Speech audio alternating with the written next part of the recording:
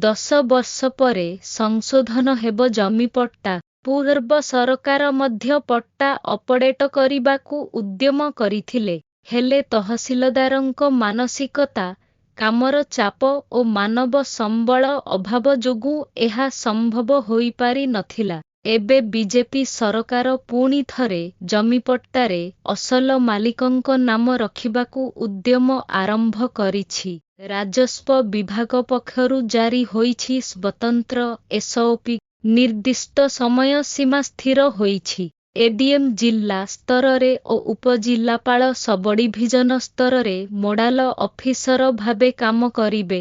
ସରକାରଙ୍କ ଉଦ୍ୟମକୁ ପ୍ରଶଂସା କରାଯାଇଥିଲେ ମଧ୍ୟ ଏହାର ବାସ୍ତବ କାର୍ଯ୍ୟକାରିତାକୁ ନେଇ ପ୍ରଶ୍ନ ଉଠିଛି। ସୁଦକ୍ଷ ରାଜସ୍ୱ ପ୍ରଶାସନ ପାଇଁ ସଠିକ ଜମିପଟ୍ଟା ବା ଆରଓଆର ନିହାତି ଜରୁରୀ। ଜମିପଟ୍ଟା ସଂଶୋଧନ ପାଇଁ ରାଜସ୍ୱ ବିଭାଗର ଚାଲିବ ସ୍ପେଶାଲ ଡ୍ରାଇଭ। ଜାରି ହେଲା ସ୍ୱତନ୍ତ୍ର ଏସଓପି। ଉଦ୍ୟମକୁ ପ୍ରଶଂସା, ହେଲେ କାର୍ଯ୍ୟକାରିତାକୁ ନେଇ ଉଠିଲା ପ୍ରଶ୍ନ। 1962 ରୁ 2014 ମଧ୍ୟରେ ବନ୍ଦୋବସ୍ତ ଜରିଆରେ ହୋଇଥିଲା ଜମିପଟ୍ଟାରେ ସଂଶୋଧନ। ଏହା ପରଠାରୁ ଆଉ ହୋଇନାହିଁ। ପଟ୍ଟାରେ ନାଁ ଥିବା ଲୋକଙ୍କ ମଧ୍ୟରୁ 75 ରୁ 80% ପ୍ରାଣ ହରାଇ ସାରିଲେଣି। ଜମିପଟ୍ଟାରେ ଉତ୍ତରାଧିକାରୀଙ୍କ ନାଁ ରହିବା ଜରୁରୀ। ବ୍ୟାଙ୍କ ଋଣ, କୃଷି ବୀମା ଓ ସରକାରୀ ସହାୟତା ପାଇଁ 1,93,376 ଟି ଜମିପଟ୍ଟା ରହିଛି, ଯେଉଁଥିରେ 3,95,42,881 ଲୋକଙ୍କ ନାଁ ରେକର୍ଡରେ ରହିଛି। ହେଲେ ଗତ 4 ବର୍ଷରେ ମାତ୍ର 4,12,000 ଲେଖାଙ୍କ ଜମିପଟ୍ଟା ଅପଡେଟ ହୋଇପାରିଛି। ଓଡ଼ିଶା ସର୍ଭେ ଓ ସେଟଲମେଣ୍ଟ ଆଇନ 1958 ଅନୁସାରେ ସଠିକ ପଟ୍ଟା ପ୍ରସ୍ତୁତ କରିବା ତହସିଲଦାରଙ୍କ ପ୍ରମୁଖ କାର୍ଯ୍ୟ। କିନ୍ତୁ ବିପର୍ଯ୍ୟୟ କ୍ଷୟକ୍ଷତି ଆକଳନ, ଜମି ଅଧିଗ୍ରହଣ, ବିସ୍ଥାପିତଙ୍କୁ ଥଇଥାନ, ଖଜଣା ଆଦାୟରେ ତହସିଲ କାର୍ଯ୍ୟାଳୟ ବ୍ୟସ୍ତ ରହୁଥିବାରୁ ହୋଇପାରୁନି ପଟ୍ଟା ସଂଶୋଧନ କାମ। କେବଳ ଚିଠି କରିଦେଲେ ହେବ ନାହିଁ।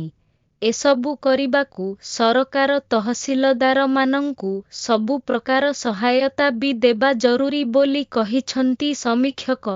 ଜମିପଟ୍ଟାରେ ଅସଲ ଜମି ମାଲିକଙ୍କ ନାଁ ଲିପିବଦ୍ଧ କରିବାକୁ ସ୍ପେଶାଲ ଡ୍ରାଇଭ ଆରମ୍ଭ କରିଛି ରାଜସ୍ୱ ବିଭାଗ। ଏଥିପାଇଁ ସ୍ୱତନ୍ତ୍ର ଏସଓପି ବି ଜାରି ହୋଇଛି। ତହସିଲ ପ୍ରଶାସନ ଗାଁ ଗାଁ ବୁଲି ଏ ବାବଦରେ ଲୋକଙ୍କୁ ସଚେତନ କରିବେ। ସ୍ୱତନ୍ତ୍ର କ୍ୟାମ୍ପ କରି ପଟ୍ଟାରେ ଥିବା ଲୋକଙ୍କ ଉତ୍ତରାଧିକାରୀ ନାଁ ଲିପିବଦ୍ଧ କରିବେ। ଯଦି ଉତ୍ତରାଧିକାରୀମାନେ ଆପୋଷ ବୁଝାମଣାରେ ଜମି ଭାଗ କରିବାକୁ ଚାହୁଁଥିବେ, ତାହା ତହସିଲ କାର୍ଯ୍ୟାଳୟରେ କରିବେ। ଉତ୍ତରାଧିକାରୀଙ୍କ ନାଁ ଲିପିବଦ୍ଧ କଲାବେଳେ ଯେପରି କୌଣସି ମହିଳା ଉତ୍ତରାଧିକାରୀ ବାଦ ନ ପଡ଼ନ୍ତି, ସେଥିପ୍ରତି ଗୁରୁତ୍ୱ ଦେବେ। ଅତିରିକ୍ତ ଜିଲ୍ଲାପାଳ ଜିଲ୍ଲା ସ୍ତରରେ ଓ ଉପଜିଲ୍ଲାପାଳ ସବଡିଭିଜନ ସ୍ତରରେ ନୋଡାଲ ଅଫିସର ଭାବେ କାମ କରିବେ। ଜିଲ୍ଲାପାଳ ନିୟମିତ ବ୍ୟବଧାନରେ ସ୍ଥିତି ଅନୁଧ୍ୟାନ କରିବେ। ମୋବାଇଲ ଆପ୍ ଜରିଆରେ ବି ଉତ୍ତରାଧିକାରୀଙ୍କ ନାଁ ରେକର୍ଡ କରାଯାଇପାରିବ। ଏଥିରେ ଆଧାର କାର୍ଡ ନମ୍ବର ମଧ୍ୟ ରହିବ।